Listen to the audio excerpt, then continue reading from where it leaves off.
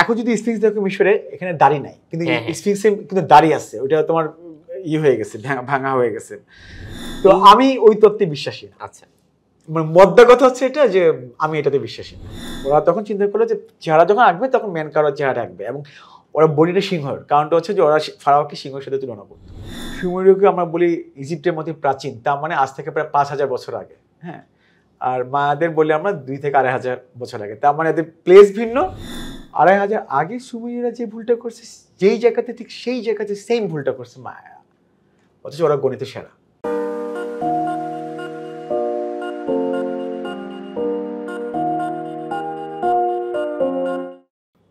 প্রিয় দর্শক, আসসালামু আলাইকুম। গল্পগ্রাফির আজকের পর্বে সবাইকে স্বাগত জানাচ্ছি। আজকে আমাদের সাথে উপস্থিত আছেন একজন স্পেশাল গেস্ট, SM নিয়াজ মাওলা ভাইয়া। আসসালামু আলাইকুম ভাইয়া। ওয়ালাইকুম আসসালাম রাতুল। কেমন আছেন ভাইয়া? ভালো, অনেক ভালো। ভাইয়া বর্তমানে বিশ্ব স্বাস্থ্য সংস্থার সাথে কাজ করছেন ন্যাশনাল কনসালটেন্ট হিসেবে, এবং কক্সবাজারে আছেন কমিউনিকেবল ডিজিজ নিয়ে সেখানে কাজ করছেন। ভাইয়া পেশায় আপনারা অবশ্যই গেস করেছেন একজন চিকিৎসক। সো আজকে আমরা ভাইয়ার সাথে অনেক কিছু নিয়ে আলোচনা করব।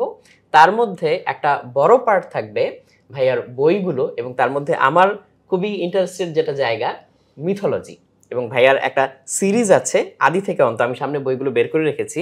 গ্রিক মিথোলজি, মিশরীয় মিথোলজি এবং মেসো আমেরিকান মিথোলজি। যেটা গ্রিক আর মিশরীয় মিথোলজির কথা আমরা অনেকেই জানি, অনেকেই এগুলো বিভিন্ন জায়গায় রেফারেন্সে মুভি টুভিতে দেখেছি, বাট মেসো আমেরিকান মিথোলজি নিয়ে এই দিকটাই হচ্ছে তেমন কিন্তু কোনো নোটেবল কাজ হয়নি। মেসো আমেরিকান মিথোলজির মধ্যে ওলমেক এবং মায়া সভ্যতা নিয়ে ভাইয়া লেখালেখি করেছেন। এর পাশাপাশি ভাইয়ার আরো দুটো গল্পের বইও আছে। তো এই সব কিছু নিয়েই আমরা আজকে ভাইয়ার সাথে কথা বলবো। শিওর ভাইয়া, তবে প্রথমে আমি আপনার ছোটবেলার গল্পটা জানতে চাচ্ছি, কারণ আমরা শুরু করার আগে যে গল্প করছিলাম, আপনি ক্লাস 6-এ পড়তে পড়তেই অলরেডি 8টা স্কুল পার করে ফেলেছেন। এইটা খুবই ইন্টারেস্টিং লেগেছে আমার কাছে। এটা দিয়ে যদি আমরা শুরু করি। আচ্ছা, প্রথমেই বলি যে ছোটবেলায় গল্প শুরু করার আগে আমি আরেকটা গল্প দিয়ে শুরু করতে চাচ্ছি। সেটা হচ্ছে যে আমরা 3 ভাই বোন, আমি এবং আমার ইমিডিয়েট ছোট বোন, আমরা পিঠে ভাই বোন, এবং আমার যে খুব যে ছোট বোন সে আমার চেয়ে 12 বছরের ছোট আর কি। তো আমাদের যে ছোট বোনটা, একদম ছোট বোনটা, সে একটা কথা সবসময় বলে, এখন স্টিল বলে, যে সে হচ্ছে, মানে আমি হচ্ছি গরিবের ছেলে, আমার ইমিডিয়েট ছোট বোনটা হচ্ছে মধ্যবিত্তর মেয়ে, আর সে হচ্ছে বড় লোকের মেয়ে। তো এটা ছোটবেলা থেকে সে কথাটা বলতো। তো আমি বলতাম যে তুমি কথাটা কেন বলতেছো? তো বলতেছে যে তুমি যখন হয়েছো ভাইয়া তখন আমার বাবা ছিল ছাত্র, আমার বোন যখন হয়েছে তখন বাবা ছিল উকিল, আর সে যখন জন্মগ্রহণ হয়েছে তখন বাবা জাজ। তো এই জন্য সে এইভাবে ক্যাটাগরাইজ করেছে আর কি। তো ব্যাপারটা খুব হাস্যকর কিন্তু ইন্টারেস্টিং, যে ওই যে বললো যে আমি যখন হলাম আমার বাবা ছাত্র ছিল, কিন্তু 2-1 বছরের মধ্যে উনি যখন প্রফেশনে ঢুকলেন, উনি যাচ্ছিলেন, তো যে কারণে ওনাকে বিভিন্ন জায়গাতে ট্রান্সফারেবল পোস্ট ছিল, বিভিন্ন জায়গাতে যেতে হয়েছে। এবং আমরাও আমার বাবার সাথে সাথে আমরাও তলপা নিয়ে যেতাম আর কি। তো এই ক্ষেত্রে যেটা হয়েছে যে আমার খুব প্রথম যে স্কুলটা ছিল, দেখা গেলো যে আমি ওখানে 1 বছর ছিলাম, 1 বছর পর আব্বু ট্রান্সফার হয়ে গেল, আবার অন্য স্কুলে চলে যাচ্ছে, অন্য জেলাতে, ঠিক আছে। তো যে প্রবলেমটা ফার্স্টে হতো যে একটা জায়গায় যাওয়ার পর আমার ফ্রেন্ডশিপ তৈরি করতে বা বন্ধু তৈরি করতে তোমার মিনিমাম তো কিছুদিন লাগে, সময় লাগে আর কি। হ্যাঁ, এবং যখন এই বন্ধুত্ব খুব ক্লোজ হয়, ঘনিষ্ঠ হয়, তখনই চলে যাওয়াটা, এটা যে কি পরিমাণ একটা কষ্টের ব্যাপার ছিল, যে আমি প্রথম দিকে আমার এত ভালো ভালো ফ্রেন্ড ছিল, কিন্তু তাদের সাথে কারো যোগাযোগ নাই বা ইয়ে নাই, কারণ হচ্ছে যে মানে ভালোভাবে বোঝার আগেই দেখি যে আমরা চলে আসছি। তো পরবর্তীতে আমি একটা স্ট্র্যাটেজি গ্রহণ করলাম, আর সেটা হচ্ছে যে জায়গাতে যাই আমি মানে 1-2 দিনের মধ্যে, মানে আমি কোনো বাছ বিচার করতাম না, সবাই আমার ফ্রেন্ড, ঠিক আছে। মানে এই যে আমি এখন কথা বলতেছি এত বেশি, দেখবে যত সময় যাবে দেখবো যে আমি তোমার চাইতে বেশি কথা বলতেছি আর কি। এই কারণটা হচ্ছে যে কথা বলার অভ্যাসটা আমার ওই সময় বেড়ে উঠছে, কারণ আমি জানতাম যে আমি যে জায়গায় যাই বেশি দিন থাকতে পারবো না, অথবা আমাকে ফ্রেন্ডশিপ তৈরি করতে হবে। বাট এই ফ্রেন্ডশিপ তৈরি করতে গিয়ে একটা অদ্ভুত বাধা আসলো। সেই বাধাটা আমার ফ্যামিলি থেকে। কীরকম বাধা? আমি আগেই বললাম যে আমার বাবা ছিলেন বিচার বিভাগে। তো বিচার বিভাগের যে একটা প্রবলেম ছিল ওই সময়টাতে, এখনকার কী অবস্থা আমি জানি না, আমার ফাদার যখন মফস্বল শহরে যখন পোস্টিং ছিল, তখন আমাদেরকে সহজে না বাইরে কারোর সাথে মিশতে দিতেন না। ভাবতেন যে একটা সিকিউরিটির ব্যাপার ছিল, বা এবং অনেকে দেখা যায় যে ধরো তোমার একটা মামলা আছে, তো তুমি এখন ইন্টেনশনালি আমার সাথে মিশতেছো যাতে ফেভার পাওয়ার জন্য। তো এই ধরনের ব্যাপারগুলো যেন না ওই স্কুল বাসা স্কুল, আর যদি সন্ধ্যাবেলা যদি তারা যদি কোথাও বেড়াতে নিয়ে যায় তখন তাদের এর বাইরে যাওয়াটা খুব সমস্যা হতো। কিন্তু আমি তো স্কুলে তো প্রচুর বন্ধু বান্ধবী তৈরি করতাম। হ্যাঁ, এখন তো বিকালবেলা যে খেলাটা, বিকালবেলা তো বাসা থেকে বের হতে পারি না, কিভাবে খেলবো? আমার স্ট্র্যাটেজি ছিল এই ক্ষেত্রে, দুপুরে যখন সবাই একটু ঘুমা যেত, বিশেষ করে বাবা তো দুপুরে বাসায় থাকতেন না, বাসায় থাকতেন মা যখন দুপুরে ভাত খাওয়ার পর ভাত ঘুম যেটা বলি আমরা, ওই সময়টা তো সুন্দর করে আমি মেন গেট থেকে বের হতাম না, ওয়াল টপকে বের হতাম আর ওইখানে যে আমাদের বাসার সামনে বা কয়েকটা জায়গাতে কিছু দূরে খেলা মাঠটা থাকতো। তো আমরা ইভেন আমার জন্য, কারণ আমার জন্য যেহেতু ওই দুপুরের ঘুমের টাইমটা বের হওয়াটা সুযোগ ছিল, আমার বন্ধুরা ওই টাইমে তারা বের হতো, মানে তারা আমার সাথে সিনক্রোনাইজ করতো, কারণ বিকালবেলা যদি বের হয় তাহলে আমাকে পাচ্ছে না। তো আমরা ওই দুপুর 3টা 3:30 থেকে আমরা ওই ক্রিকেট বলো ফুটবল বলো সব খেলা খেলতাম। তখন আরো কিছু খেলা ছিল, এখন তো আমাদের বাচ্চাদেরকে আমার খেলাগুলো নামও জানতে দিই না, যে গোল্লা ছুট, তারপর দাঁড়িয়া বান্ধা, তারপর বরফ পানি, তারপর যে আরো কি কি খেলা যেন আছে, খুব আমাদের নিজস্ব যে কালচার, ওই যে সাত চারা, শীতকালে আমরা খেলাটা প্রচুর খেলতাম। তো ওগুলা খেলা হতো বেশি, ফুটবল হতো ওই সময়টা, তখনও ক্রিকেট অতটা জনপ্রিয় হয় নাই, তারপরেও হতো মাঝে মাঝে খেলা। তো এই খেলা খেলতে গিয়ে দেখা গেছে যে স্কুলের বাইরেও তোমার আদার্স কিছু ফ্রেন্ড সার্কেল আমার তৈরি হয়েছে, কারণ যে খেলা মাঠে তো শুধু স্কুলের ফ্রেন্ডরা যেত না, তাদেরও বন্ধু বান্ধবরা আসতো আর কি। এবং আমার এবার একটু নিজের প্রশংসা করি, সেটা হচ্ছে যে আমার একটা খুব ভালো গুণ আছে, এখন আমি বেশি বলি কিন্তু একটা সময় আমি খুব বেশি শুনতাম। তো তখন আমি তাদের কথাগুলো শুনতাম, তাদের গল্পগুলো শুনতাম, বিভিন্ন লেভেলের, বিভিন্ন ক্যাটাগরি, বিভিন্ন মাইন্ডের যে ফ্রেন্ডরা আমার তৈরি হতো ওই সময়টাতে। যদিও আমাদের বয়সটা তখন কম ছিল, কিন্তু ওই সময় বয়স কম হলেও কিন্তু প্রত্যেকের একটা ভিন্ন জগৎ থাকে, আলাদা মানে কি বলে কল্পনার বা নিজেদের যে বাস্তব কি বলে এটাকে বাস্তবতা, সব কিছু কাহিনীগুলো শুনতে শুনতে না আমার তখন খুব ভালো লাগতো। এবং আমি খুব মাঝে মাঝে অবাকে চিন্তা করতাম যে একই সাথে খেলতেছে আমার 4-5 জন ছেলে বা 6-7 জন ছেলে, তাদের প্রত্যেকেরই 6-7টা গল্প থাকতেছে, যেটা আমরা ইনস্ট্যান্ট বুঝতে পারি না বা কোনোদিন জানার চেষ্টা করি না যদি ওইভাবে না মিশি। কিন্তু আমার যদি টার্গেটই ছিল যে আমি চলে যাবো আর কিছুদিন পর, অতএব আমাকে মিশতে হবে খুব দ্রুত, এবং মিশতে গেলে ওই সময় সবচেয়ে ভালো উপায় ছিল ক্লোজ হওয়াটা, গল্প তৈরি করা, গল্প শোনা, এই সিস্টেমটা আমি তখন গ্রহণ করতাম আর কি।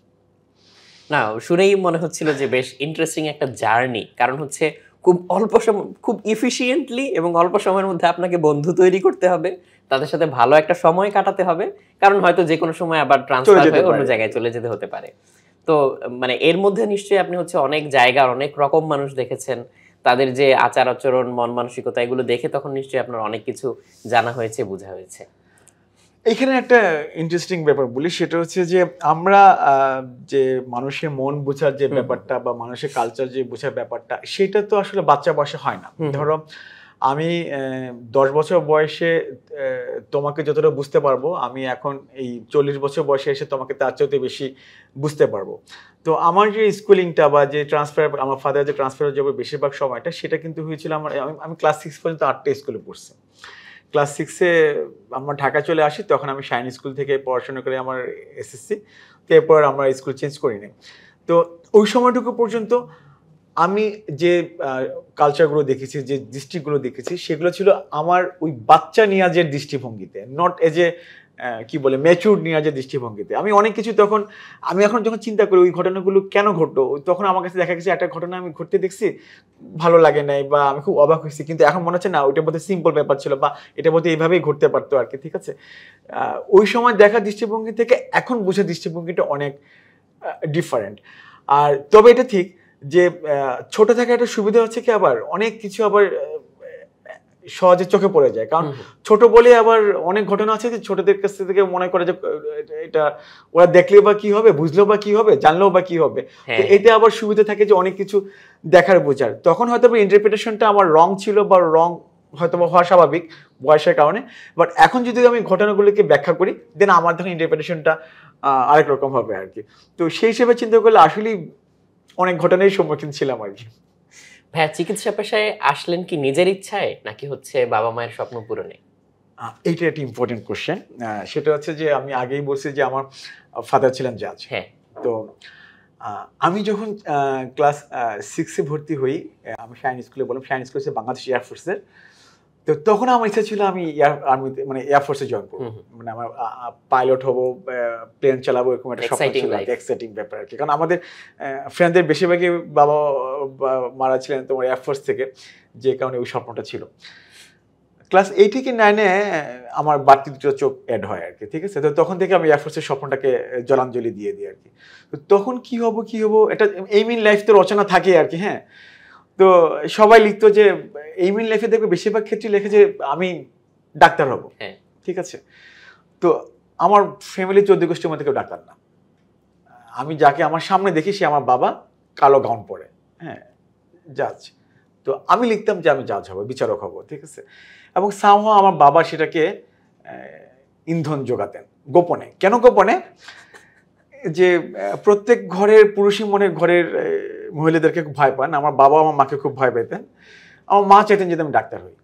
হ্যাঁ, তো যে কারণে আমি যখন ক্লাস 9-এ যখন আমি সায়েন্স আর্টসের মধ্যে আর্টস নিতে চাচ্ছিলাম যে আমি লতে পড়বো, আমার বাবা পিছন থেকে আমাকে ইন্ধন দিচ্ছিলেন, ঠিক আছে নে। আমার মা বলছে না, সায়েন্স নিতে হবে, পরে তুমি লতে পড়ো, কিন্তু এখন সায়েন্স নিতে হবে।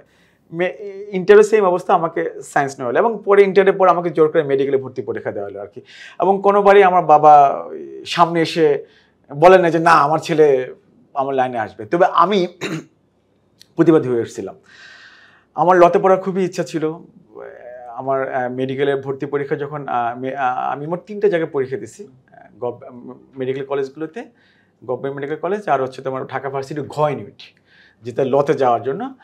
আর জহুর ইসলাম মেডিকেল কলেজের অ্যাডমিশন ইয়েটা আমার মা আমাকে না জানায় কিনেছিলেন পরীক্ষা দেওয়ার ইয়েটা, ফর্মটা। মোট 3টা জায়গা। তো প্রথমে আমি গভর্নমেন্ট মেডিকেলে ভর্তি পরীক্ষা দিলাম, তারপরে Dhaka varsity, then finally Bajitpur medical কলেজে। তো গভর্নমেন্টের রেজাল্ট যখন দিল, তো আমাদের সময় 13টা মেডিকেল কলেজের মধ্যে প্রথম 8টা ছিল পুরাতন, 5টা নতুন। তো আমি নতুন 5টার মধ্যে একটাতে চান্স পেয়েছিলাম, কিন্তু যেহেতু আমার ইচ্ছে ছিল না, তো আমি ভর্তি হব না। আমার আম্মু হাঙ্গার স্ট্রাইক করলেন যে তোমাকে মেডিকেলে ভর্তি হতে হবে। আমার বাবা পিছন থেকে আমাকে পাল্টা বুদ্ধি জোগালেন যে তুমি হাঙ্গার স্ট্রাইক করো পাল্টা, তোমার মা রাজি হয়ে যাবে, ঠিক আছে। ততদিনে ঢাকা ভার্সিটির রেজাল্ট বের হয়ে গেছে, আমি লতে ভর্তি হতে পারবো, এরকম একটা পজিশনে ছিলাম আর কি। তো আমি আমার বাবার কথা শুনে হাঙ্গার স্ট্রাইক শুরু করলাম। একদিনের মাথায় আম্মু তার হাঙ্গার স্ট্রাইক থেকে সরে আসলেন এবং আমাকে বলেন ঠিক আছে তুমি লতেই পড়ো। ইন দ্য মিন টাইম যেটা হলো যে আমার মা অসুস্থ ছিলেন, ক্যান্সারের পেশেন্ট ছিলেন। তো ওনাকে ট্রিটমেন্টের জন্য ইউকেতে নিয়ে যাওয়া হবে। তো ইউকেতে নিয়ে যাওয়ার ঠিক 1 সপ্তাহ পরে আমার ঢাকা ভার্সিটিতে ভর্তি হওয়ার কথা। তো এয়ারপোর্টে যখন সি অফ করতে গেলাম, আম্মু তখন বললেন যে আমার ইচ্ছা ছিল আমার ছেলে ডাক্তার হবে, ডাক্তার না হলেও তুমি ঠিক আছে লয়ার হলেও গরিব মানুষের সেবা করতে পারবা, তুমি এমনভাবে পড়ো যাতে তুমি মানুষের সেবা করতে পারো, ব্যবসা হিসেবে জিনিসটাকে দেখো না। তা আমার খুব কষ্ট লাগছে যে ট্রিটমেন্টের জন্য যাচ্ছে ক্যান্সারের পেশেন্ট উনি, এই সময় এয়ারপোর্টে এই কথাটা বললো। তখন আমি আমার খালাদেরকে এসে জিজ্ঞেস করলাম যে আমার মা কেন চাচ্ছিল যে আমি মেডিকেলে পড়ি। তখন আমার খালারা বললেন যে উনি ওনার স্টুডেন্ট লাইফে মেডিকেলে চান্স পেয়েছিলেন, বাট ফ্যামিলির কারণে পড়তে পারে না, যে কারণে উনি চাচ্ছেন যে ওনার ছেলের প্রতি, মানে ওনার ছেলের মধ্যে ওনার স্বপ্নটাকে ইয়ে হোক। তো এইটা শোনার পর না, মানে একটা মা চলে গেছেন দেশের বাইরে ট্রিটমেন্টের জন্য, এবং তার স্বপ্নের কথাটা তার ছেলে তখন শুনলো, আমার মনের জগতে তখন একটা বিশাল, বাট আনফর্চুনেটলি আমি তখন গভর্নমেন্ট মেডিকেলে ভর্তি হওয়ার সুযোগটা হারাই। এবং ফর্চুনেটলি আবার ঠিক ওই সময় আমার বাজিতপুরে মেডিকেল রেজাল্টটা দেয়, এবং আমি তখন আর কোনো দিকে না তাকায়, কোনো দিকে চিন্তা না করে আমি তখন চিন্তা করলাম না, আমি আমার মায়ের স্বপ্নটাকে পূরণ করবো। হ্যাঁ, মেডিকেলে ভর্তি হয়েছে আমার মায়ের স্বপ্নটাকে পূরণ করার জন্য। বাট সবচেয়ে কষ্টের ব্যাপার হচ্ছে আমার মা আমার ডাক্তার হওয়াটা দেখে যেতে পারেননি। আমি ফাইনাল প্রুফ পাস করলাম যেদিন, মানে যেদিন আমি ডাক্তার হলাম অফিসিয়ালি, তার ঠিক 3 দিন আগে আমার মা মারা গেছে। যাক, সেটা অন্য ব্যাপার। খুবই চড়াই উতরাইয়ের পরে হচ্ছে তাহলে এই ডিসিশনটা নিতে হয়েছিল।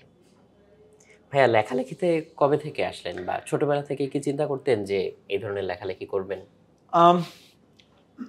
আমার মনে আছে 90 দিকে যখন আমেরিকা যখন তোমার যে কুয়েত, মানে ইরাক যখন কুয়েত আক্রমণ করে, তারপর যখন যুদ্ধ শুরু হলো পশ্চিমা বিশ্বের সাথে ইরাকের, তো সামাও তখন না একটা টেন্ডেন্সি ছিল আমাদের মানুষদের যে সাদ্দাম হোসেনকে সাপোর্ট করা। তখন সবাই সাদ্দাম হোসেন বলতে ছিল, তো আমরা তাকে আমরা মুসলিম জাগরণের একটা ধরে নিয়েছিলাম। তো আমিও তখন খুব আমি যখন ক্লাস 90 আমি যখন ক্লাস 5-এ পড়ি, ক্লাস 5-6-এর দিকে, তখন একটা কবিতা লিখে ফেলছি আমি।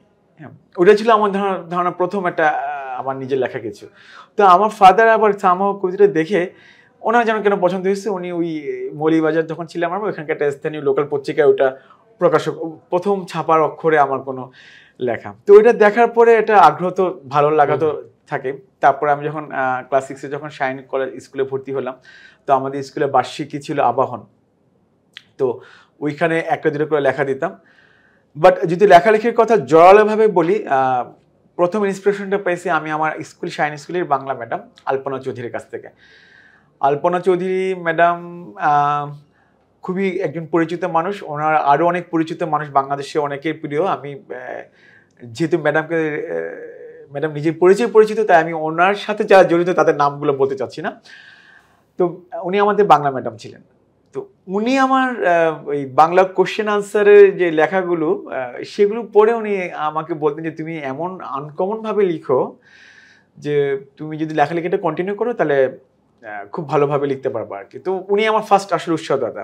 সত্যি কথা বলতে গেলে আমার বাসা থেকে কোনো উৎসাহ পাই নাই, কারণ আমার বাবা বা মা লেখালেখির প্রতি জড়িত ছিলেন না, ওনারা জিনিসটা খুব একটা করতেন না। বাট আমার বাবা মাঝে মাঝে সাপোর্ট দিতেন যে লিখলে ভালো, খারাপ না। তো প্রথম সাপোর্টটা পেলাম টিচারদের কাছ থেকে। অ্যান্ড দেন আমি যখন মেডিকেলে ভর্তি হলাম, তখন প্রেম করতে গিয়ে মানে প্রতিটা একটা ব্যাপার হচ্ছে কি, মানুষ কিন্তু প্রথম কবিতাটা লেখে প্রেমের কবিতা, প্রথম প্রেমে পড়লাম। তো আমি একটা কাজ করতাম, আমি অনেকটা প্রেম করছি জীবনে। তো আমি প্রথম প্রেমে যে কবিতাটা লিখছি, সেই কবিতাটা আমি এরপরে যতবার প্রেমে পড়ছি ওই একটা কবিতা দেখাইছি যে এটা তোমার জন্য লেখা। ওই যে বলে না যে কুমির শিয়ালের শিয়াল হচ্ছে কুমিরের 7টা বাচ্চা আর কি, ঠিক আছে। তো ওরকম যে আমি ওই একটা কবিতায়, তো প্রথম কবিতাটা খুব ভালোভাবে লিখছিলাম, যে খুবই সুন্দর করে। ওই কবিতাটা পড়লেই এমনিও তো পটে যেত, ঠিক আছে, কবিতাটা পড়লে আরো পটে যেত। তারপরে আবার অ্যাফেয়ার যখন ব্রেকআপ হয়ে যেত, তারপরে আবার নতুন অ্যাফেয়ার করলে আবার ওই কবিতাটাই আমি দেখাতাম আর কি। তো পরে একটা সময় মনে হলো যে একই কবিতা বারবার কেমন যেন খারাপ লাগে না। তো তখন আস্তে আস্তে আমার প্রথম দিকে কবিতা লেখা, আমার কবিতা লেখা শুরু হচ্ছে প্রেমের কবিতার মাধ্যমে। এই জন্য হয়তো বা ওই আমার কবিতা লেখাটা বেশি স্থায়ী হয় নাই, কারণ বিয়ে করার পর তো প্রেমের কবিতা লেখা যায় না, ঠিক আছে। তখন প্রেমের কবিতা লিখলে বাসা থেকে আবার ঝামেলা। তো তখন এই গল্প লেখা, আর গল্প লিখতে লিখতে গিয়েই আমি যখন মেডিকেলে পড়ি, মেডিকেলে আমাদের বেশিরভাগ মেডিকেল টার্মের অরিজিন কিন্তু গ্রিক মিথোলজি থেকে।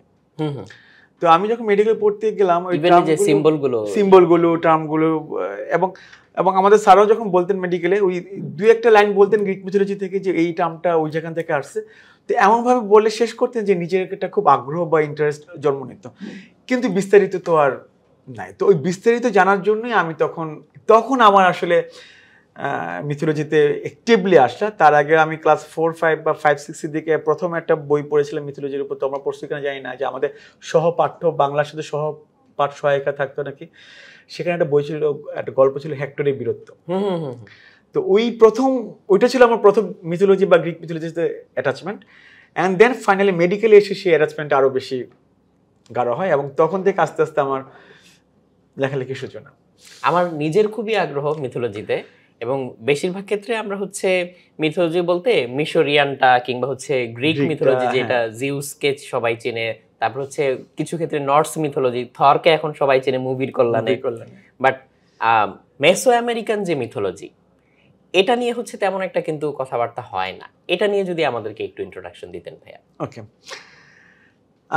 যে মিথোলজিগুলো আমরা বলতেছি, তুমি যে মিথোলজির কথা বললা, যেমন গ্রিক মিথোলজি তো মেইন যে সোর্সগুলো বললি আমরা, হোমার বা ইলিয়ড, তারা কিন্তু বিসি মানে বিফোর ক্রাইস্টের সময় এটা রচিত, মানে অনেক পুরানো। হ্যাঁ, ইজিপশিয়ান মিথোলজি তোমার যে 6টা সভ্যতা বলে প্রাচীন সভ্যতা, তার মধ্যে এই সুমেরীয় সভ্যতা এবং ইজিপশিয়ান সভ্যতার মধ্যে তর্ক লাগে যে কোনটা সবচেয়ে প্রাচীন, তাই না?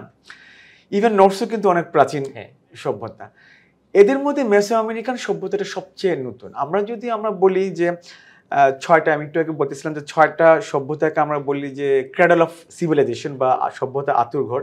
সেগুলো হচ্ছে তোমার ইজিপশিয়ান মিথোলজি, তোমার এই সুমেরীয় সভ্যতা, ইজিপশিয়ান সভ্যতা, সুমেরীয় সভ্যতা, আমাদের মহেঞ্জোদারো সভ্যতা, হরপ্পা যেটা মহেঞ্জোদারো, চাইনিজ সভ্যতা চৈনিকের, এবং তোমার হচ্ছে এরপরে আন্দিজের, এটা ইনকা সভ্যতা না, এটা আরেকটা সভ্যতা সেটা, এবং ফাইনালি আমরা বলি যে অলমেক সভ্যতা। তো অলমেক সভ্যতা হচ্ছে মেসো আমেরিকা। মেসো আমেরিকা আসলে সোজা হচ্ছে সেন্ট্রাল আমেরিকা, যেটা মধ্য আমেরিকা। আমেরিকা তো তোমার সাউথ, সেন্ট্রাল অ্যান্ড নর্থ, এই 3টা ভাগে ভাগ করলে তোমার নর্থের মধ্যে আমরা বেশি পাই গল্প ট্রাইবগুলা, যেমন ওই যে আমরা মুভি দেখি না যে লাস্ট ডেজ অফ মহিকান, অথবা তোমার যে রেড ইন্ডিয়ান, আরো যে আমরা বিভিন্ন যে আমরা যে ওয়েস্টার্ন যে মুভিগুলো বা যে আমরা সেবা প্রকাশনের যে বইগুলো দেখি, সবগুলো কিন্তু এগুলো তোমার এই নর্থের ট্রাইবগুলোকে নিয়ে আর কি। কিন্তু ওদের সিভিলাইজেশনের যদি কথা বলো, সেই সিভিলাইজেশনের মূল 4টা সিভিলাইজেশন আমরা চিনি আসলে মূলত 3টা, যে মায়া, আজটেক এবং ইনকা। আর একটা যদি বলি অলমেক। এই 4টার মধ্যে 3টে তোমার মেসো আমেরিকা বা সেন্ট্রাল আমেরিকাতে, আর ইনকাটা হচ্ছে তোমার সাউথ আমেরিকাতে। এদের মধ্যে সবচেয়ে পুরাতন হচ্ছে অলমেক।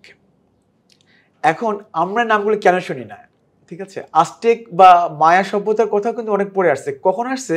যখন 1492 সালে কলম্বাস যখন আমেরিকাটা আবিষ্কার করছে, তারপর যখন আস্তে আস্তে স্পেনিশ যে বিজয়ীরা আছেন তারা যখন ওই আমেরিকার দেশগুলোতে গিয়েছেন, তারা কিন্তু ভাবে নাই, তারা তো ফার্স্টে ভাবছেন যে ইন্ডিয়াতে আসছে, কলম্বাস তো ভেবেছিল ইন্ডিয়াতে আসছে। এবং তারা যখন গেল ওইসব এলাকাতে, ওরা চিন্তা করছে যে একটা অনুন্নত সভ্যতা পাবে, একটা বর্বর সভ্যতা পাবে, বা কোনো কিছুই পাবে না, এরকম একটা কিছু। তারা গিয়ে যা দেখলো সেটা তাদের কল্পনার বাইরে ছিল। এবং সবচেয়ে মজার ব্যাপার হচ্ছে যে মায়া, আজটেক, ইনকার মধ্যে কিন্তু ওরা সর্বপ্রথম দখল করতে পেরেছিল আজটেক সভ্যতা, এবং এটা ওদেরকে যুদ্ধ করেই দখল করতে হয়েছিল। এবং ইউরোপিয়ানরা গিয়েছে আমেরিকাতে, একটা সভ্যতার সাথে, উন্নত সভ্যতার সাথে দেখা হয়েছে। ইউরোপিয়ান জনগণরা জানতে চাচ্ছিল তারা কারা, কাদের মুখোমুখি তোমরা হয়েছো, কেন তোমাদেরকে যুদ্ধ করতে হয়েছে, হ্যাঁ তোমরা কি তাদেরকে সেভ করতে পারতা না, বা তোমরা কি তাদেরকে রাখতে পারতা না। এই যে কোশ্চেনের মুখোমুখি হয়েছে, সেই কোশ্চেনের মুখোমুখি উত্তর দেওয়া কিন্তু সহজ ছিল না। যেমন আজটেকরা জয় করছে হার্নান কর্টেস, হ্যাঁ, সে তখন চিন্তা করছে কি আমাকে এমন কিছু গল্প তৈরি করতে হবে যাতে আমার এই যে যুদ্ধগুলো এটা জাস্টিফাই করা যায়। সে তার মধ্যে একটা মিথ তৈরি করছে। এই মিথের কিছুটা ভ্যালিডিটি আছে, আবার পুরোপুরি যে ভ্যালিডিটি আছে সেটাও বলবো না। সেই মিথটার একটা অংশকে সে তার কাজে ব্যবহার করেছে। আমরা বলি না যে আমেরিকানরা ওইখানে গিয়েছে কারণ ইউরোপিয়ানরা ওইখানে গিয়েছে এবং সহজে দখল করতে পারছে কারণ স্থানীয় যারা আমেরিকান ছিল বা আজটেক মায়া আছে তাদেরকে ভাবছে যে দেবতা, তাই না, যে তাদের এক দেবতা, তাদের পুরাণে আছে তাদের এক দেবতা বহু বছর পর ফিরে আসার কথা, এবং তারা কর্টেসকে ওই দেবতাই মনে করছে। হ্যাঁ, তাদের পুরাণে আছে কোন এক দেবতা বহু বছর পরে ফিরে আসবে, কিন্তু তারা কর্টেসকে সেই দেবতা মনে করে নাই। এটা নিয়ে অনেক ডিবেট আছে, কিন্তু এখন বর্তমান যুগের যারা ইতিহাসবিদ বা যারা প্রত্নতাত্ত্বিক তারা এখন মোটামুটি একমত যে না, তারা কর্টেসকে সেই দেবতা মনে করে নাই, কিন্তু কর্টেস ওই পুরাণটাকে নিজের স্বার্থে ব্যবহার করেছে। এখন আজটেক সভ্যতা, মায়া সভ্যতা ছিল উন্নত সভ্যতা, হ্যাঁ অনেক উন্নত সভ্যতা। এখন একটা উন্নত সভ্যতাকে আমি ধ্বংস করে দিচ্ছি। হ্যাঁ, আমার তো একটা কজ দেখাতে হবে যে আমি কেন ধ্বংস করছি। আমি কজটা দেখালাম যে তারা মানব বলিদান করে। হ্যাঁ, তারা মানব বলিদান করে। প্রত্যেকটা সভ্যতারই ব্যাড সাইড গুড সাইড আছে। আমি ব্যাড সাইডটাকে দেখালাম। হ্যাঁ, আমি দেখালাম যে ওরা খারাপ, আমি দেখালাম যে ওরা হিংস্র, আমি দেখালাম যে ওরা বর্বর, আমি দেখালাম যে ওরা একেবারে অজমূর্খ। হ্যাঁ, আমাদেরকে আলো দেখাতে হবে। হ্যাঁ, আমাদের খ্রিস্টান ধর্মে দীক্ষিত করতে হবে, আমাদেরকে সভ্য জগতে নিয়ে আসতে হবে। তাই ওদেরকে জয় করাটা দরকার ছিল। এবং সবসময় আরেকটা কথা হচ্ছে যে বিজয়ীরা ইতিহাস লিখে। এক্স্যাক্ট। আজটেক, অলমেক, মায়া এদের ইতিহাসটা কিন্তু বিজয়ীরা লিখেছে। সেই যে খ্রিস্টান পাদ্রীরা, যে মিশনারিজরা গিয়েছেন, তারা ওই স্থানীয়দের কাছ থেকে শুনে নিজেদের মতো করে লিখেছেন। আরেকটা ব্যাপার হচ্ছে যে ওইখানে কিন্তু সমস্ত ইতিহাসটা একবার কালেক্ট করার পরে সব কিছু আগুনে পুরানো হয়েছে। ঠিক আছে, কেন আগুনে পুরানো হয়েছে? যদি এগুলো থেকে যায়, ওদের উত্তরপুরুষরা যদি আবার এই লেখাগুলো পড়ে আবার তাদের পূর্ব ধর্মে ফেরত যায়, অতএব এই জিনিসগুলো রাখা যাবে না। হাজার হাজার, আমরা ওদেরকে বলি কোডেক্স বই, আমরা এখন যেটা বই বলি সেটা ওরা বলে কোডেক্স। হাজার হাজার কোডেক্সের অস্তিত্ব ছিল ওইসব এলাকাতে, কিন্তু এখন 20 থেকে 30টার বেশি নেই। এবং যেগুলো আছে সেগুলো অনেকখানি চেঞ্জ বা পরিবর্তিত, খুবই অরিজিনাল পাওয়া খুব টাফ। যে কারণে হচ্ছে কি, এবং এই সভ্যতাগুলোর এই জিনিসগুলো আমরা জানতে পারি আসলে যখন ওরা যায় 1500-1600 দিকে আর কি। এবং তখন তো আমি বললাম যে বইগুলো পুড়ে ফেলছে, অনেক কিছু ওরা জানতে দিতে চায় নাই, ওদের পূর্বপরিচিত জিনিসগুলো স্প্যানিশরা বা ইউরোপিয়ানরা ওদের কাছ থেকে গোপন করে গেছে। 300-400 বছরের একটা গ্যাপ পড়ে গেছিল, যে গ্যাপের কারণে ইভেন যারা জীবিত মায়া বা ইয়েরা ছিল, তারাও কিন্তু তাদের পূর্বপুরুষদের কাহিনী ভুলে গেছিল, তারাও জানতো না যে তাদের ইতিহাস কি ছিল। ফাইনালি 1800 শতকের মাঝামাঝি সময় এসে স্টিফেনসন, একজন বিখ্যাত ব্যক্তি, উনি ওনার কাহিনীটাও খুব মজার বৈচিত্র্যপূর্ণ কাহিনী। উনি ফাইনালি বিভিন্ন কারণে হোক আমেরিকাতে আসছে, আমেরিকাতে এসে উনি একটা জায়গাটার, আমি এক্সট্রিমলি সরি আমি নামটা ভুলে গেছি এই মুহূর্তে আর কি, মায়া সভ্যতা একটা জায়গাতে, সম্ভবত এটা পাকাল হবে আর কি, আমি ঠিক ভুলে গেছি নামটা, পালঙ্ক হতে পারে, আমি নামটা ভুলে গেছি, একদম শিওর নাম। ওইখানে গিয়ে ফার্স্ট তিনি আবিষ্কার করলেন এটা। আমরা টারজানের সময় পড়ছিলাম না, টারজান তো পড়ছো যে একটা হারানো শহর, হ্যাঁ ঠিক একেবারে হারানো শহর, একটা ওয়াল দিয়ে ঘেরা একটা শহর, মূর্তি আছে আছে কিন্তু সব ধ্বংসস্তূপ, মানে একেবারে ওই বইটার মধ্যেই বলতে পারো আর কি। অ্যান্ড দেন প্রথম সেই 1500-এর পরেই 1800 এসে মিড 80 এসে পৃথিবীর মানুষ জানতে পারলো যে এরকম কিছু সভ্যতা ছিল। এবং ইজিপ্টের ক্ষেত্রে যে প্রবলেমটা হয়েছে যে হায়ারোগ্লিফিক্সের পাঠোদ্ধার না করা পর্যন্ত অনেক কিছু জানতে পারে নাই। মায়াদের ক্ষেত্রে সেম অবস্থা হয়েছে যে ওদের হায়ারোগ্লিফিক্স আছে, হ্যাঁ, এবং মিশর থেকে ডিফারেন্ট। তো ওইটাও মানে আমি যদি লেখাটা না পড়তে পারি তাহলে তো হবে না। তো যতদিন পর্যন্ত লেখাটা না পড়তে পারছে তো ততদিন পর্যন্ত আমরা কিছু জানতে পারি না। যখন এটার পাঠোদ্ধার করা সম্ভব হয়েছে তখন জানা গেছে। আর যে কারণে এই ইতিহাসগুলো সম্পর্কে, আমরা সভ্যতাগুলো সম্পর্কে, মিথগুলো সম্পর্কে আমরা অনেক পরে জানি। আরেকটা ব্যাপার হচ্ছে যে আমাদের দেশের মানুষরা, যেটা আমি আসলে তোমার মেন কোশ্চেনটা উত্তর দিতে গিয়ে অনেক ব্যাকগ্রাউন্ডে চলে গেছি, যে কেন আমরা ইজিপ্ট সম্পর্কে জানি বেশি, কেন আমরা গ্রিক সম্পর্কে জানি, কেন আমরা মেসো আমেরিকা সম্পর্কে জানি না। গ্রিকটাকে বলি আমরা ক্লাসিক্যাল মিথোলজি, যেটাকে আসলে বলতে পারো তেমন কোনো আর্কিওলজিক্যাল ইয়ে নেই, এটা একটা স্বতঃসিদ্ধ, মানে নিপাতনা সিদ্ধর মতো মিথোলজি, এটা রিটেন, তাই না? হোমার লিখছে, ইলিয়ড লিখছে, তারপর ভার্জিল লিখছে, তারপর তোমার এই যে মেটামরফোসিসের লেখক যে ওভিড লিখছে, হ্যাঁ। তো তারা এক একজন লেখক এক একটা মিথ লিখে গেছে, তৈরি করে গেছে বা ইয়ে করে গেছে। সেটা আমাদের গ্রিক মিথোলজি রয়েছে লিটারেচার বেস মিথোলজি। তুমি আজকে জিউস সম্পর্কে যা জানতেছো সেটা তুমি ফিক্সড, এটা তোমার চেঞ্জ হচ্ছে না, হ্যাঁ। তোমার চেঞ্জ হচ্ছে কোনটা, এখন চেঞ্জ হওয়ার মধ্যে ট্রয় যুদ্ধ সম্পর্কে আমরা এখন ট্রয় নগরে আবিষ্কার করছি তুরস্কের কোন জায়গায়, সেটা নিয়ে একটু হয়তো বা চেঞ্জ হতে পারে, বাট যে কাহিনীগুলো আছে সেটা কিন্তু ফিক্সড, হ্যাঁ, বাট ক্যারেক্টারিস্টিকগুলো ফিক্সড, তাই না? বাট যে কারণে গ্রিক মিথোলজিটা আমাদের দেশে খুব ইজিলি চলে আসছে। যে আর সবচেয়ে বড় কথা হচ্ছে তোমার গ্রিক মিথোলজি থেকে রোমান মিথোলজি, একসময় রোমানদের ব্রিটিশ সাম্রাজ্য যখন হয় তখন রোমানও ব্রিটিশ সাম্রাজ্যের অধীনে ছিল, হ্যাঁ, আমরাও ব্রিটিশের অধীনে ছিলাম। এই কাহিনীগুলো আমাদের দেশে খুব অনেক আগে থেকে চলে আসছে, আমরা জানি। যে কারণে এটা চেঞ্জ হয় নাই, আমরা গ্রিকটা জানি। ইজিপ্টটা কেন জানি? ইজিপ্টে জানি যে আমাদের যুগে আসলে আমরা চিন্তা করি ইজিপ্ট একটা মুসলিম ভ্রাতৃপ্রতিম দেশ, মমি, পিরামিড, এই জিনিসগুলো আমাদের প্রথম থেকেই মাথার মধ্যে চলে আসছে এবং আমরা ওই জিনিসগুলোর প্রতি খুবই আগ্রহী। হ্যাঁ, রিলিজিয়াস একটা ব্যাকগ্রাউন্ড আছে, রিলিজিয়াস ব্যাকগ্রাউন্ড ফেরাউন বা হচ্ছে, ঠিক আছে। এবং আমরা যখন কোরআন পড়তে চাই, তুমি দেখো কোরআনে কিন্তু ইসু জুলেখার কাহিনী আছে, সেটা মিশরে। কোরআনে মুসা আলাইহিস সালামের কাহিনী আছে, সেটা মিশরে, তাই না? ইজিপ্ট ব্যাপারটা কোরআনে কিন্তু অনেকবার আছে, ঠিক আছে। যে কারণে হচ্ছে কি, যে যারা রিলিজিয়াসলি তোমার খুব খাঁটি অথবা যারা তোমার একটু এটা চিন্তা করে, ইজিপ্টটা তাদের মাথায় চলে আসে। তারপর মমি এবং পিরামিড তো বিশাল একটা ব্যাপার, আমাদের কাছে রহস্যময় ব্যাপার। হ্যাঁ, তো যে কারণে আর তাছাড়া সবচেয়ে বড় কথা যে এই নর্সের যে ভিডিও বা মুভির কথা বলতেছে, তার আগে তোমার মমি জাতি মুভিগুলো আরো আগে পপুলার ছিল আর কি। যে কারণে আমাদের দেশে মমিটা, মানে মিশরটাও পরিচিত। অ্যান্ড দেন তুমি এখন যেটা বললে যে নর্স, এই কারণটা হচ্ছে যে আমরা এখন নেটফ্লিক্সেও আমরা ভাইকিংসের উপর অনেকগুলো সিরিজ বের হয়েছে, আমরা ওই থরের মুভি দেখতেছি, মার্ভেলের মুভি, যে কারণে এখন আমাদের মধ্যে একটা থর ক্রেজি কাজ করতেছে আর কি, নর্স মাইথোলজি বা ভাইকিংস মাইথোলজি আর কি।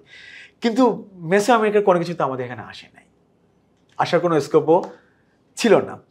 যে কারণে হচ্ছে কি আমরা জিনিসটা সম্পর্কে, আর ওইটা এত দূরে হ্যাঁ, একেবারে আটলান্টিক প্রশান্ত সবকিছু পার হয়ে একটা বিশাল ইতে, যে কারণে আমাদের যারা সাধারণ আমরা বাংলাদেশে বা বাংলাদেশের নাগরিক তাদের কাছে আমাদের ওদের যে মিথটা সেটা আমাদের খুব একটা আগ্রহ হয় না।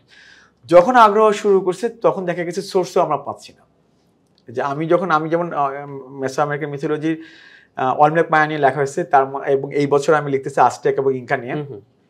অলমেকে যেমন প্রবলেম হচ্ছে, অলমেককে বলা হয় পৃথিবীর একমাত্র আর্কিওলজিক্যাল মিথোলজি বা আর্কিওলজিক্যাল সভ্যতা। কোনো লিখিত কোনো কিছু নাই, কোনো গল্প মানে ওই ধরনের কোনো লোকও জীবিত নাই। আমরা ওইখান থেকে এগুলো সব স্পেকুলেট করতে হচ্ছে, ডিসাইফার করতে হচ্ছে। এক্স্যাক্টলি, ঠিক আছে। যে কারণে তোমার এটা, আমি আজকে একটা জিনিস আবিষ্কার করে মনে হলো যে এটা এরকম হবে, এইটা বোধহয় এই সরলরেখা এক্স ওয়াই যাবে, 3-4 দিন পর আরেকটা জিনিস আবিষ্কার হলো, সেটা মনে হচ্ছে না এটা এ বি অনুযায়ী এদিকে যাবে।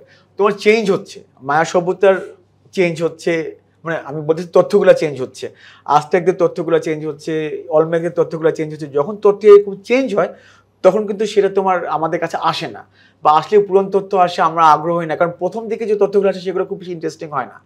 পরে যখন নতুন তথ্য আসে তখন সেগুলো বেশি ইন্টারেস্টিং হয়, এবং আমরা কিন্তু ইন্টারেস্টিং তথ্য খুঁজি। অথবা আমি যদি প্রথম থেকে শুধু আমাদের বাংলাদেশের জনগণ যদি বলে যে এটা খনন করে এই কাজটা পাইছি, এটা করে মনে হয়েছে যে এটা মনে হয় 1500 সালের দিকে, আমার কাছে এটা ইন্টারেস্টিং মনে হবে না। কিন্তু আমি যদি বলি যে খনন করে এই দেবীটা পাইছি এবং এই দেবীটার এই কাহিনীটা আছে, হ্যাঁ জিউসের মতো কোনো কাহিনী আছে বা আফ্রিদিতের মতো কাহিনী, তখন কিন্তু আমার মধ্যে স্টোরি আসলে মানে যুগে যুগে মানুষকে কানেক্ট করে। কারেক্ট, এবং এই স্টোরিগুলো আমার মেসো আমেরিকান স্টোরিগুলো অনেক পরে পাইছি। একটা ইন্টারেস্টিং জিনিস এক জায়গায় পড়েছিলাম, আমি রঙও হতে পারি, যদি কেউ জানেন কারেক্ট করতে পারেন। সেটা হচ্ছে মিশরের পিরামিড, তারপর হচ্ছে ইনকাদের পিরামিড, এবং আরো 2-1 জায়গায় হচ্ছে এরকম পিরামিড যেগুলো পাওয়া গেছে সেগুলো দেখা যায় যে ওয়ার্ল্ড ম্যাপের উপরে এক লাইনে। এরকম কি হতে পারে যে এই সভ্যতাগুলোর মধ্যে হয়তো দূরতম সময়ে কোনো এক ধরনের সংযোগ ছিল বা থাকতে পারে? আচ্ছা, এই আনসারটা দেওয়ার আগে তোমাকে আরো দুটো ইন্টারেস্টিং জিনিস বলি। ফার্স্টে পিরামিড থেকে বলি। পিরামিড সৃষ্টি হয়েছে কিভাবে, মানে পিরামিডটা ইজিপশিয়ানরা পিরামিডটা কেন তৈরি করছে? খুব সিম্পল। ইজিপশিয়ানরা কোনো রহস্যের জন্য পিরামিড তৈরি করে নাই। তারা কেন পিরামিড তৈরি করছে? যখন তোমার ইজিপশিয়ানরা, যখন প্রাচীন মিশরীয়রা যখন তোমার কোনো ডেড বডিকে কবর দিত বালির মধ্যে, মরুভূমিতে বালির মধ্যে, সামহাও ওরা কবর দেওয়ার সময় ডেড বডিটাকে ভ্রূণ, আমাদের মানব দেহে যে ভ্রূণ যে পজিশনে থাকে সেই পজিশনে কবর দিত। ওই ভ্রূণ পজিশনে কেন কবর দিত ওই জন্য কেউ এখন মধ্যে জানে না। যে এদের এই রিলিজিয়াস বিলিফটা কোত্থেকে আসছে আমরা কেউ জানে না, বাট যেটা জানেন প্রত্নতাত্ত্বিকরা সেটা হচ্ছে যে বালির মধ্যে ওরা ভ্রূণ পজিশনে কবরটা দিত। এবং 4-5 বছর পর যখন ওই একই কবরে যখন অন্য কাউকে কবর দিতে যেত তখন ওরা দুইটা ইন্টারেস্টিং জিনিস আবিষ্কার করতো। এক হচ্ছে মাটি খুঁড়তে গিয়ে দেখতো ওই ডেড বডিটা স্টিল নাও অক্ষত আছে, কোনো রকম কোনো নষ্ট হয়নি ডেড বডিটা, হ্যাঁ, 4-5 বছর পরও। অ্যান্ড দেন যে ওরা দেখতো যে ওই কিছু কিছু ডেড বডি ক্ষত বিক্ষত হচ্ছে, সেটা হচ্ছে তোমার কবর দেওয়ার পর খেক শিয়াল বা শিয়ালরা যদি এসে কবর খুঁড়ে, এবং আদিকাল থেকে তোমার কবর চোরেরা ছিল, হ্যাঁ, তারা ওই কবর খুঁড়তো আর কি। কবর খুঁড়তে, কারণ এটাও একটা ইন্টারেস্টিং ব্যাপার যে ইজিপশিয়ানরা প্রথম থেকে কবরের যাদের একটু সামর্থ্য ছিল কবরের ভিতরে একটা মাটির পাত্র দিত। ওই মাটির পাত্র দেওয়া মানে ছিল ওরা বিশাল বড় লোক। তো মাটির পাত্রটাও কেন দিত সেটাও কেউ জানে না।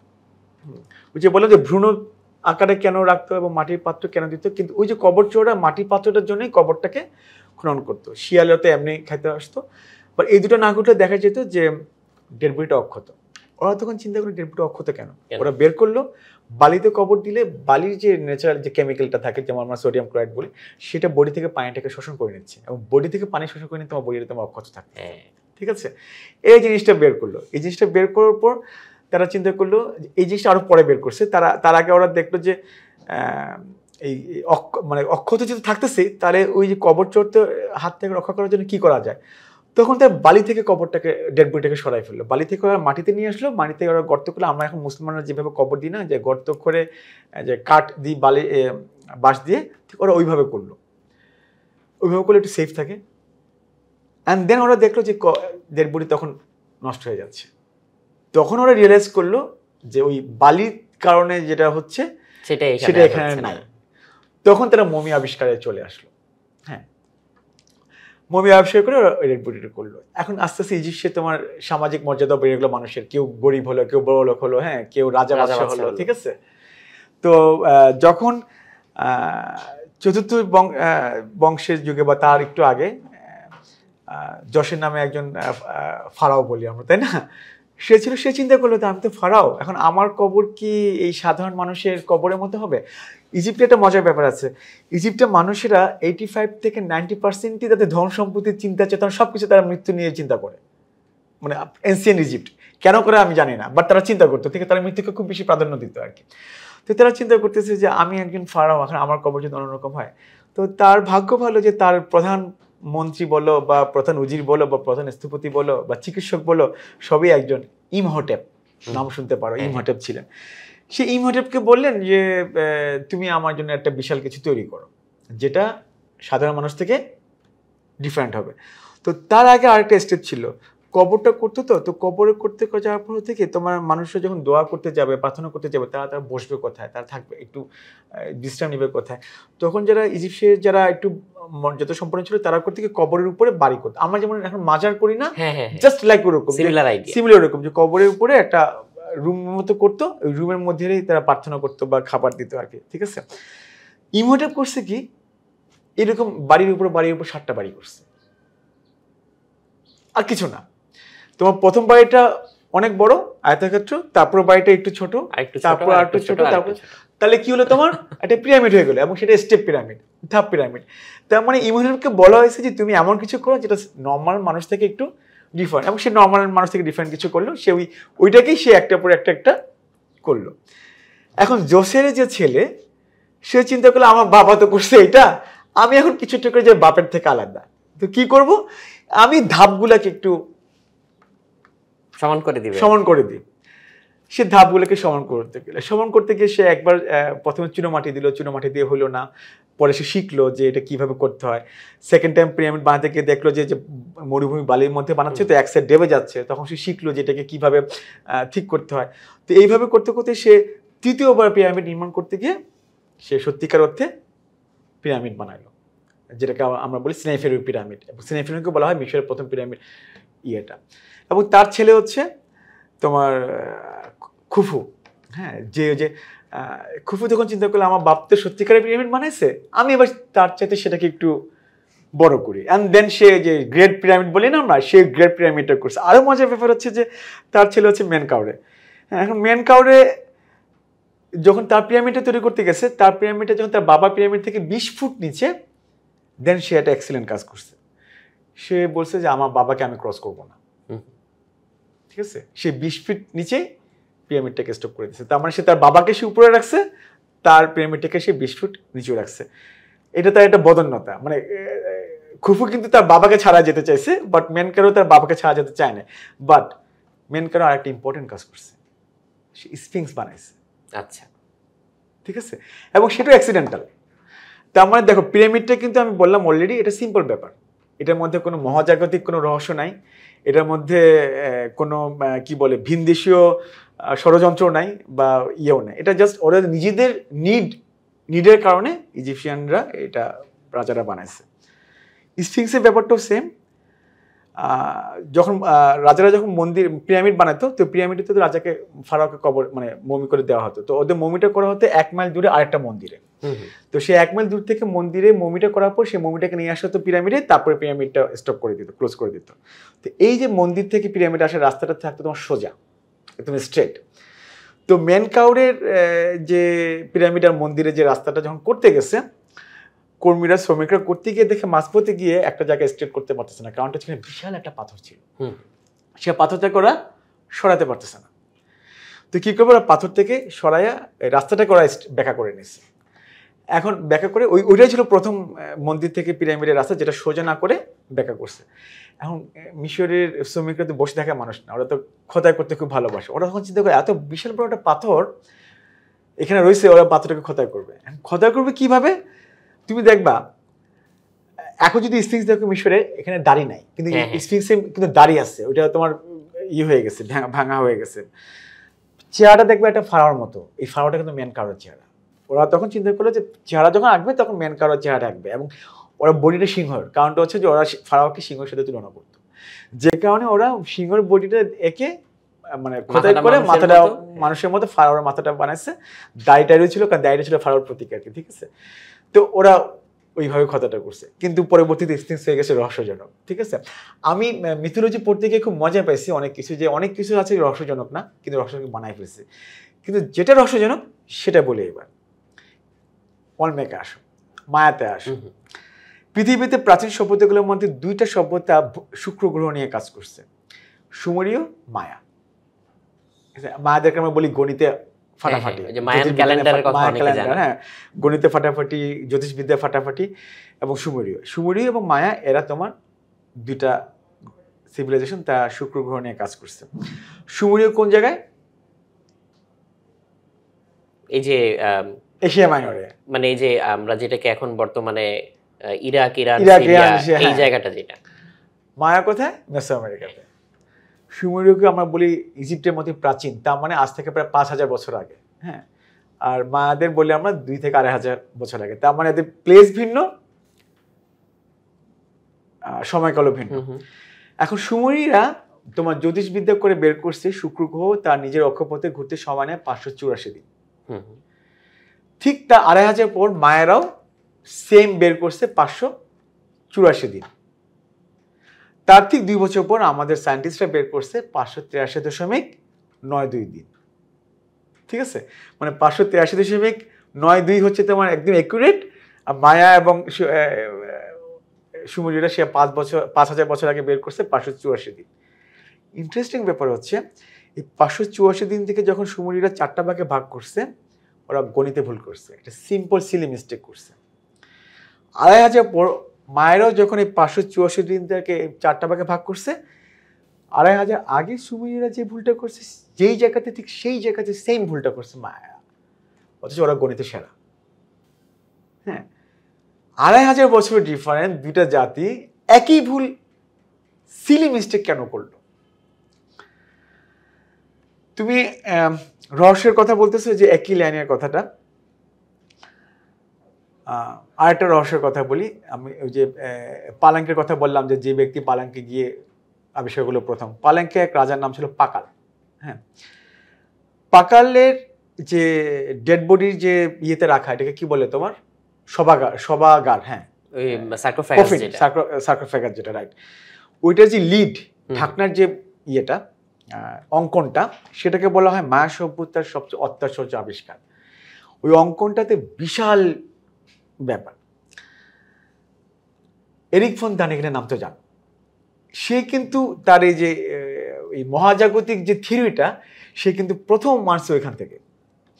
সে ওই যে অঙ্কনটা আছে, সেই অঙ্কনটাকে এমনভাবে সে প্রেজেন্টেশন করছে, তাতে তোমার কাছে মনে হচ্ছে ওইটা আর তোমার মায়া বিশ্বের তোমার ওই মানে স্বর্গ এবং আর পরলৌকিক ব্যাপার না, বা স্বর্গ নরকের সংযোগস্থল না, ওইটা হয়ে গেছে তোমার মহাবিশ্বের সাথে পৃথিবীর একটা কি বলে রকেটের একটা রকেটের মাধ্যমে সংযোগস্থল। এবং সে খুব সুন্দরভাবে কিন্তু এটা ছবিগুলোকে, যে ছবিটাকে প্রত্নতাত্ত্বিকরা ব্যাখ্যা করছেন যে স্বর্গ, পাতাল বা পৃথিবী বা পারলৌকিক ব্যাপার, ধর্মীয় ব্যাপার, সে একই ছবিটাকে উনি রকেট, স্পেস, এইসব দিয়ে ব্যাখ্যা করছেন। হ্যাঁ, এবং আমি যখন প্রথম ছবিটা দেখি তখন আমিও কিন্তু খুব কনফিউজড হয়ে গেছিলাম, আসলে বিভ্রান্ত হয়ে গেছিলাম আর কি। যাই হোক, আমি আলটিমেটলি আর্কিওলজিতে পক্ষে আছি আর কি, আমি এরিক ফন দানিকেনের পক্ষে না, ঠিক আছে। পিরামিডের ক্ষেত্রে আরেকটা ব্যাপার আছে, এখন কিন্তু ইজিপশিয়ান পিরামিডের যেতে বলা হয় যে তুমি ইন্দোনেশিয়া বালিতে মনে হয় আরো কিছু পুরাতন পিরামিড পাওয়া গেছে। মায়াদের যে পিরামিড বা আজটেক যে পিরামিড, সেগুলোর সাথে ইজিপশিয়ান পিরামিডের পার্থক্য আছে, যে ইজিপশিয়ান পিরামিডটা শুধুমাত্র রিলিজিয়াস, মানে কবর দেওয়ার জন্য, ওদের পিরামিডের মেইন কারণটা কিছু কবর দেওয়ার জন্য, যাতে ডেড বডিটাকে তোমার সেফটি রাখতে পারে। কিন্তু আজটেক বা মায়াদের পিরামিড কিন্তু কবর দেওয়ার জন্য না। আজটেক মায়াদের পিরামিড হচ্ছে তোমার রিলিজিয়াস কাজ। ওইখানে তুমি দেখবা মিশরীয় পিরামিডের উপরে তোমার একদম পিরামিড চলে গেছে, কোনো কিছু নাই উপরে, কিন্তু মায়া আজটেক পিরামিডের উপরে কিন্তু তোমার মন্দির আছে, কারণ ওই মন্দিরে তোমার বলিদানটা করতে পারো, যে স্যাক্রিফাইসিয়াল ভিকটিমটা নিয়ে যাওয়া হতো এবং তারপরে স্যাক্রিফাইস করা হতো। অর্থাৎ ওদের পিরামিডটা একটু ডিফারেন্ট, ইজিপ্টের পিরামিডের ডিফারেন্স। আমরা এখন সবগুলোকে পিরামিড বলি, কিন্তু তুমি যদি ছবি নিয়ে দেখো তাহলে দেখবো কিন্তু সবগুলো কিন্তু একরকম না, ফর্ম এন্ড ফাংশন দুইটাই আলাদা ছিল, দুইটাই আলাদা। এখন ওই যেহেতু একটা বডি, এটা স্ট্রাকচার গড়ে উঠছে পৃথিবীতে একই স্টাইলে, আমরা ওটাকে বলতেছি পিরামিড, নামও দিচ্ছি পিরামিড, ঠিক আছে। বাট ওই যেটা কথা আছে না, যে কি বলবো ওটাকে, সকল পিরামিডে পিরামিড নয়, বা এরকম একটা কথা বলা যেতে পারে আর কি। তো আমি ওই তত্ত্বে বিশ্বাসী না। আচ্ছা, মানে মদ্দা কথা হচ্ছে এটা যে আমি এটাতে বিশ্বাসী না। ভাইয়া বিভিন্ন পুরাণে মানে বিভিন্ন ঘটনার এমন কিছু বর্ণনা থাকে তার সাথে হচ্ছে মডার্ন টেকনোলজির খুব মিল আছে বলে মনে হয়। যেমন আমরা যদি হচ্ছে মানে রামায়ণ বা মহাভারতের কথা দেখি, সেখানে হচ্ছে এমন কিছু অস্ত্রের বর্ণনা আছে যেটা দেখলে মনে হয় যে একদম হুবহু হয়তো পরমাণু অস্ত্রের কথা বলা হচ্ছে বা লেজার বিমের কথা বলা হচ্ছে। সো এরকম কি হওয়া পসিবল যে মানুষ আগে একসময় হয়তো এই জিনিসগুলো নিয়ে জানতো, কিন্তু হয়তো কালের গর্ভে ওই নলেজটা হারিয়ে গিয়েছে? আচ্ছা, আমি আমি তোমার প্রত্যেকটা প্রশ্নের উত্তর দেওয়ার আগে একটা করে গল্প বলতেছি, তাই না? এবারও একটা গল্প বলি। এখন যেহেতু আমি আজটেক মিথোলজি নিয়ে লিখতেছি, আজটেক থেকে একটা গল্প বলি। ফার্স্টে ক্রিয়েশনের কথা বলি। হ্যাঁ, আজটেকদের ক্রিয়েশন ছিল তোমার পৃথিবীর শুরুতে কিছুই ছিল না, একটা শূন্যতা ছিল, না কোনো অস্তিত্ব ছিল না কোনো কিছু, এবং সেখানে অটোমেটিক্যালি একটা সত্তার আবিষ্কার হলো। সে নাম হচ্ছে অমেটিউটল। হ্যাঁ, এবং অমেটিউটল এমন একটা সত্তা, তার মধ্যে স্ত্রী সত্তা থাকলো, তার মধ্যে পুরুষ সত্তাও থাকলো, এবং সে পরবর্তীতে 4 জন দেবতা জন্ম দেয় এবং তারাই পৃথিবীকে মহাবিশ্ব সৃষ্টি করে। আচ্ছা, একটা ইম্পর্টেন্ট কডেক্সে পাওয়া গেছে, এটা ইন্টারেস্টিং ভার্সন। সেটা হচ্ছে যে এই অমেটিউটল তোমার হঠাৎ করে একটা ধ্বংসের মাধ্যমে নতুন মহাবিশ্বের সৃষ্টি করে। একটা ছবি পাওয়া গেছে কডেক্সের মধ্যে। ছবিটা দেখে আমার ফার্স্ট মনে হয়েছে বিগ ব্যাং। ঠিক আছে, যে অমেটিউটল একটা সত্তা, ওইটা তোমার ধ্বংস হয়ে পুরা মহাবিশ্বের বিভিন্ন জায়গায় তোমার তৈরি করছে, এবং যেভাবে তোমার ছবিটা আঁকা এই কডেক্সে, তোমার দেখে মনে হবে যে এটা বিগ ব্যাং। ঠিক আছে, আমি জানি না বিগ ব্যাং কিনা, বাট বিগ ব্যাং এর মতো মনে হচ্ছে। আমরা যখন ইজিপশিয়ান মিথোলজি বা গ্রিক মিথোলজি যখন আমি লিখতে গেছি, গ্রিক মিথোলজিতে যুদ্ধ বিগ্রহ কম, ওই ট্রয় যুদ্ধ ছাড়া আর কোনো যুদ্ধই নাই আর কি। ঠিক আছে, এবং ট্রয় যুদ্ধতে তোমার অস্ত্রশস্ত্র বর্ণনা খুব এটা বেশি ছিল না, বরঞ্চ আজটেক এবং মায়া মিথোলজির ক্ষেত্রে তোমার অস্ত্রগুলো বর্ণনা খুব বেশি পাওয়া যায়। তো সেখানে যে অস্ত্রগুলা আমি যেগুলো দেখছি, কিছু কিছু অস্ত্র দেখলে মনে হবে যে এটা আধুনিক যুগের রাইফেল। ঠিক আছে, বা আধুনিক যুগে আমরা আরো যে মেশিন গানের মতো করে দেখি সেরকম আর কি। কিন্তু আদিকে তারা মেশিন গান তৈরি করছে। তুমি রামায়ণ বা মহাভারতের যে কথাগুলো বলছো, এটা আমাদের দেশে আরো বেশি বেশি ফেমাস হচ্ছে আমাদের পার্শ্ববর্তী রাষ্ট্র মানে দেশের প্রধানমন্ত্রীর বক্তব্যের জন্য, তাই না? যে নরেন্দ্র মোদী যখন বলছে যে রামায়ণ বা মহাভারত আমাদের আদি যুগে ইয়ে করছে, ছবিগুলো দেখে তোমার ইভেন তুমি অজন্তা ইলোরা গুহা যেটা আছে, সেখানেও গুহাতেও তুমি অনেক কিছু ছবি দেখবা, বিস্ময়ভূত হয়ে যাবা, যে মনে হবে এটা কি আসলে ছিল। এটা আসলে উত্তর নাই। মানে আমি তোমাকে ছবি বললাম যে বিগ ব্যাং, ওই ছবিটা দেখে মনে হচ্ছে বিগ ব্যাং। আসলে কি বিগ ব্যাং এর ওরা বিশ্বাস করতো কি করতো না, আই ডোন্ট নো। ঠিক তেমনি যে এই যে রামায়ণের যে ছবিগুলো দেখতেছো বা মহাভারতের যে অস্ত্র ছবিগুলো দেখতেছো, যে এখন তো ব্রহ্মাস্ত্র আমরা নতুন মুভি রিলিজ হলো, আসলে কি ছিল, থাকতেও পারে, আই ডোন্ট নো। বাট তোমাকে একটা ইন্টারেস্টিং টপিকস দিয়ে আমি এটা শেষ করতে চাচ্ছি। সেটা হচ্ছে যে আমাদের কোরআনে 1,24,000, কোরআনে না হাদিসে সম্ভবত 1,24,000 বা 2,24,000 নবী রাসূলের কথা বলা আছে। আমরা সবকিছু মিলে 100 জন নবী রাসূলের নামও আমরা জানি না, বা কোনো জায়গায় 100 জনের বেশি আমরা উল্লেখ পাইনি। তাহলে বাকি নবী রাসূলরা কোথায়? ঠিক আছে, তো এমন হতে পারে যে গৌতম বুদ্ধ নবী হতে পারে, এমন হতে পারে যে রাম নবী হতে পারে, উই ডোন্ট নো। আমরা এটা বিশ্বাসও করি না, এটা আমরা স্বীকারও করি না। আমি এক্সাম্পল দিলাম এই কারণে যে এই জিনিসটা আমরা বিলিভও করতে পারতেছি না, আমরা অ্যাকসেপ্টও করতে পারতেছি না, জানি না বলে। হয়তো ছিল, হয়তো ছিল না।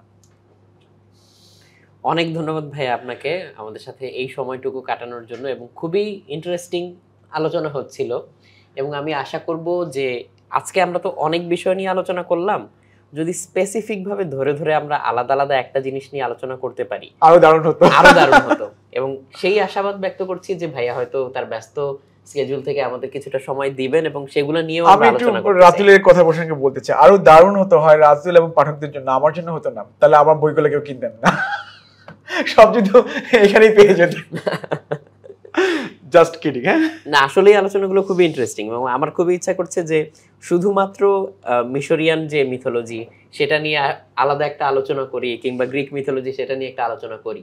ভাইয়া সময় দিলে আমরা অবশ্যই ইনশাআল্লাহ করব এটা। তো দর্শক, আমি আজকে আপনাদের কাছ থেকে আগেই বিদায় নিয়ে নিচ্ছি। ভাইয়ার কাছে আমি চলে যাচ্ছি, ভাইয়ার কথার মাধ্যমে আজকে আমরা অনুষ্ঠান শেষ করব। ভাইয়া, আমার মনে হয় যে কোনো প্রোগ্রামের সবচেয়ে কঠিন ব্যাপার হচ্ছে এটা, যে যখন হোস্ট তার গেস্টকে বলে দেন যে আপনার মাধ্যমে কথা শেষ করব। কারণ কথা আসলে একটাই থাকে যে আপনারা ভালো থাকবেন, সুস্থ থাকবেন, আমার বই পড়বেন, মিথোলজি 3টা বই। এর বাইরে আমি 3টে জিনিস বলতে চাই। ফার্স্ট অফ অল হচ্ছে আমাদের পাঠক যারা আছেন, আমার তাদের প্রতি আমাদের রিকোয়েস্ট থাকবে, মিথোলজি বই পড়েন বা না পড়েন, আপনারা যে কোনো বই কিনে পড়েন। আমাদের বই পড়া দরকার। বই না পড়লে আমাদের নলেজ বাড়বে না, জ্ঞান বাড়বে না, আমরা নিজেদেরকে উচ্চশিক্ষিত বা স্বশিক্ষিত করতে পারবো না। এটার জন্য বই পড়াটা খুবই দরকার। এবং সেই বই পড়ার সেকেন্ড কথাটা হচ্ছে কিনে পড়েন। কারণটা হচ্ছে বই আজকাল অনেক পাইরেসি হচ্ছে, পিডিএফ পাওয়া যাচ্ছে, ফটোকপি স্ক্যান করতেছে। একটা পাইরেসি বই করা মানে খুব ইজি ব্যাপার, আমরা পাইরেসি করতে পারি, পাঠককে আবার আরো সহজলভ্য করে দিতে পারি। কিন্তু তাতে প্রবলেমটা হচ্ছে আমাদের ইন্ডাস্ট্রি, বুক ইন্ডাস্ট্রি। একটা বই এমনিতে আমাদের বুক ইন্ডাস্ট্রিটা নবীন, পাঠক এবং পাঠক কিনতে চায় না, খুব কম পড়ে, হ্যাঁ, এবং প্রকাশকও বই বের করতে চান না, লেখক উৎসাহ পান না। এখন একজন লেখক খুব কষ্ট করে বইটা লিখলেন, প্রকাশক খুব কষ্ট করে বের করলেন, এবং তারপরে যদি বইটা এখন আপনার 2 নম্বর ওয়েতে বের হয়ে যায়, পাইরেসি হয়ে যায়, তাহলে সেই প্রকাশক আর লেখক আর উৎসাহ পায় না পরবর্তী বই লেখার জন্য। তাই সেকেন্ড ওয়ার্ডটা হচ্ছে যে আপনারা ফার্স্ট বই পড়ুন, এবং সেকেন্ড হচ্ছে আপনারা বই কিনে পড়ুন, পাইরেসিকে নো করুন, না করেন। আর থার্ড কথা হচ্ছে, এই যে ফিজিশিয়ান হিসেবে কোভিড চলতেছে, করোনাকালীন ক্রান্তিকালীন সময়ে, যদিও এখন আমরা অনেক রিল্যাক্স হয়ে গেছি, তারপর আপনাদের সবার প্রতি আমার অনুরোধ, আমরা স্বাস্থ্যবিধি মেনে চলি, যেখানে যাই সেখানে আমরা হ্যান্ড ওয়াশ বা হাত ধোয়াটা রেগুলার করি, এবং চোখে মুখে নাকে আমরা যাতে হাত দিয়ে স্পর্শ না করি।